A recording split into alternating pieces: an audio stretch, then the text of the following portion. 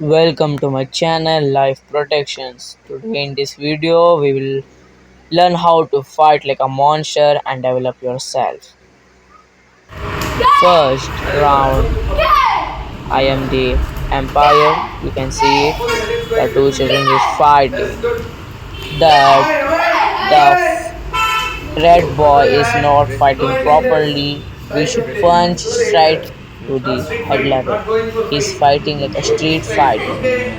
I will tell you, in self defense we should not fight like a street fight, we should fight in a method that I am teaching now. You can see in the video.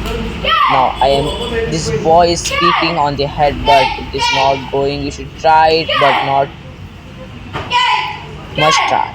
So see the video and comment what the next video should be. So you can see it, this red boy is winning with 2 points. Our last round will be there, so fight. So this boy is taking a point, red boy. So this boy has taken the point. You can see it clearly in the video. Is this boy is winner, red boy. You can see it. So comment in the video what the next video should be there. So okay, you can see it. Yes. So red boy is the winner. You can see it. First, you know to kick properly. So red boy is winner. So last round will be there. But I am confusing that red boy how it's win. So the last round is there.